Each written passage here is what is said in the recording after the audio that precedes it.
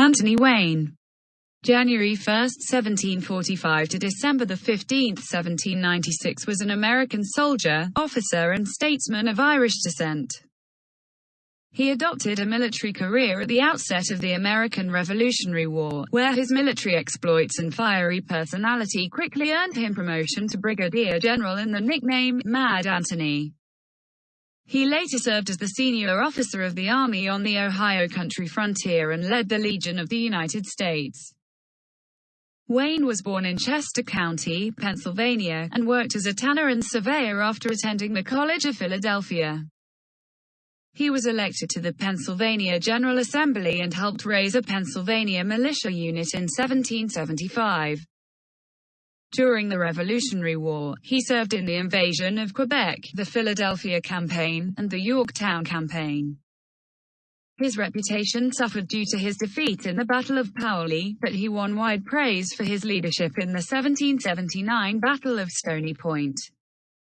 He was promoted to Major General in 1783 but retired from the Continental Army soon after.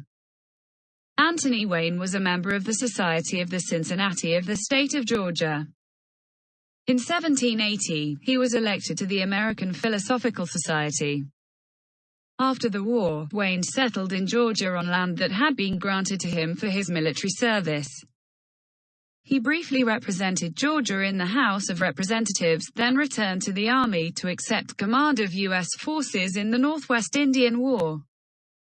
His forces defeated the Western Confederacy, an alliance of several Indian tribes supplied by British, at the 1794 Battle of Fallen Timbers, and he masterminded the Treaty of Greenville which ended the war. Wayne died in 1796 in Erie, Pennsylvania, while on active duty. Early life. Wayne was one of 4 children born to Isaac Wayne, who had immigrated to Easttown Township, Chester County, Pennsylvania, from Ireland, and Elizabeth Ibbings Wayne. He was part of a Protestant Anglo-Irish family. His grandfather was a veteran of the Battle of the Boyne where he fought for the Williamite side. Wayne was born on January 1, 1745, on his family's Waynesboro estate. He was educated as a surveyor at his uncle's private academy in Philadelphia as well as at the College of Philadelphia, although he did not earn a degree. In 1765, Benjamin Franklin sent him and some associates to work for a year surveying land granted in Nova Scotia, and he assisted with starting a settlement the following year at the township of Moncton. In 1767, he returned to work in his father's tannery while continuing work as a surveyor. He became a prominent figure in Chester County and served in the Pennsylvania legislature from 1774 to 1780. His sister Hannah married his neighbor and fellow United States Army officer Samuel Van Leer. He married Mary Penrose in 1766 and they had 2 children. Their daughter Margaretta was born in 1770 and their son Isaac Wayne was born in 1772 and later became a representative from Pennsylvania.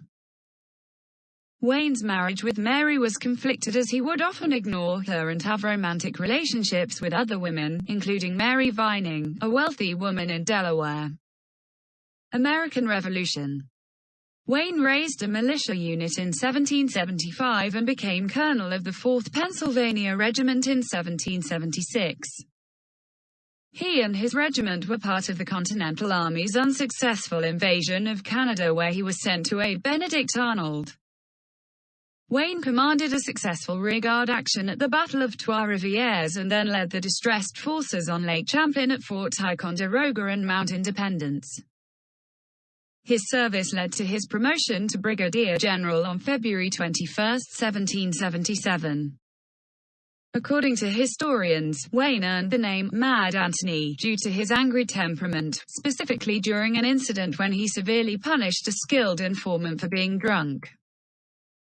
On September 11, 1777, Wayne commanded the Pennsylvania line at the Battle of Brandywine where they held off General Wilhelm von Knyphausen in order to protect the American right flank.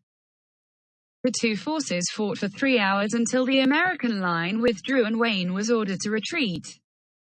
10. He was then ordered to harass the British rear in order to slow General Howe's advance towards Pennsylvania. Wayne's camp was attacked on the night of September 20–21 in the Battle of Paoli. General Charles Gray had ordered his men to remove their flints and attack with bayonets in order to keep their assault secret.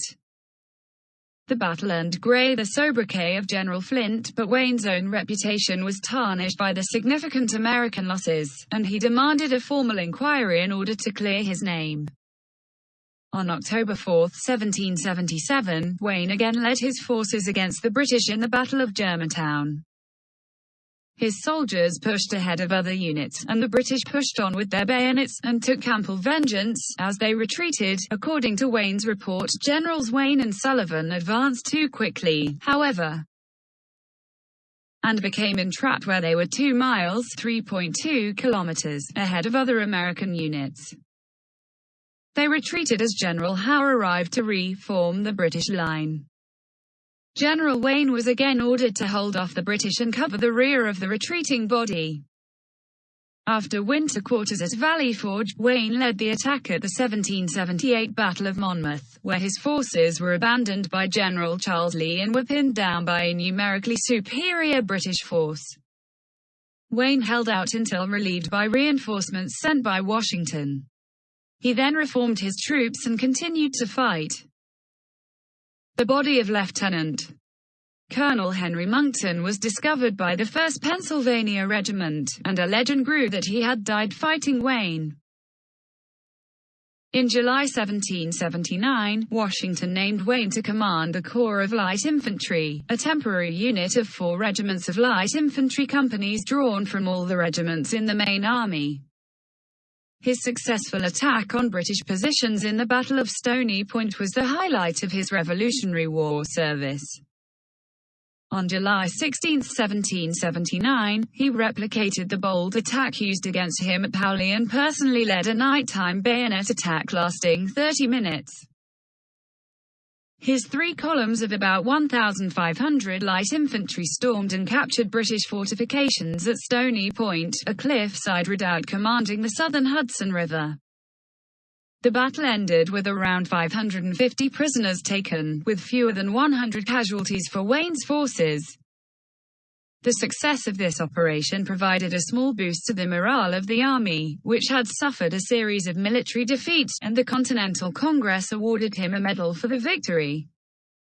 On July 21, 1780, Washington sent Wayne with 2 Pennsylvania brigades and 4 cannons to destroy a blockhouse at Bull's Ferry opposite New York City in the Battle of Bull's Ferry. Wayne's troops were unable to capture the position, suffering 64 casualties while inflicting 21 on the Loyalist defenders. On January 1, 1781, Wayne served as commanding officer of the Pennsylvania Line of the Continental Army when pay and condition concerns led to the Pennsylvania Line Mutiny, one of the most serious of the war. He successfully resolved the mutiny by dismissing about half the line. He returned the Pennsylvania Line to full strength by May 1781. This delayed his departure to Virginia, however, where he had been sent to assist the Marquis de Lafayette against British forces operating there, and the line's departure was delayed once more when the men complained about being paid in the nearly worthless continental currency. In Virginia, Wayne led a small scouting force of 500 at the 1781 Battle of Green Spring to determine the location of Lord Charles Cornwallis, and they fell into a trap. Once again, Wayne held out against numerically superior forces until reinforced by Major John Wiley's. Cornwallis then attacked, and Wayne led a bayonet charge against the British forces and then retreated in good order as night set in. This increased his reputation as a bold commander. After the British under General Cornwallis surrendered at Yorktown, Wayne went farther south and disbanded the British alliance with Indian tribes in Georgia. He then negotiated peace treaties with both the Creeks and the Cherokees, for which Georgia rewarded him with a large rice plantation. He was promoted to Major General on October 10, 1783. Civilian life. Georgia. After the war, Wayne returned to Pennsylvania and served in the state legislature for a year in 1784. He then moved to Georgia to run 2 rice plantations with an area of 1,134 acres, 459 hectares, that had been gifted to him for his military service. Wayne's wife and family maintained their lives in Pennsylvania while Wayne became a Georgia citizen in November 1788.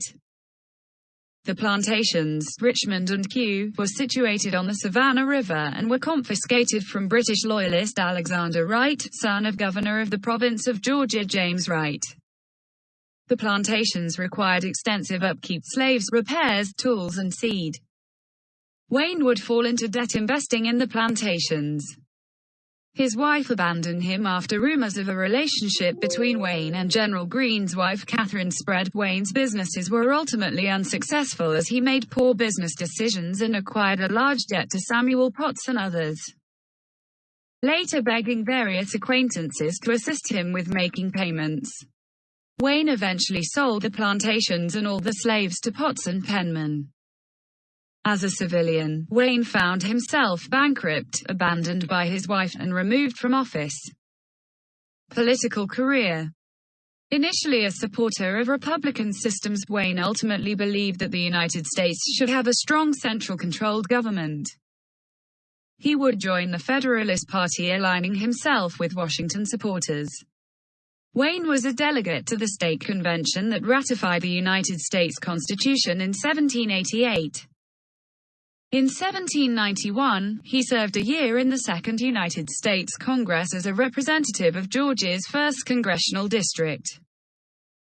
A House committee determined that electoral fraud had been committed in the 1790 election and they did not implicate Wayne himself, instead local magistrates. Wayne would still lose his seat over his residency qualifications. A special election was held on July 9, 1792, sending John Milledge to fill Wayne's vacant seat, and Wayne declined to run for re-election in 1792.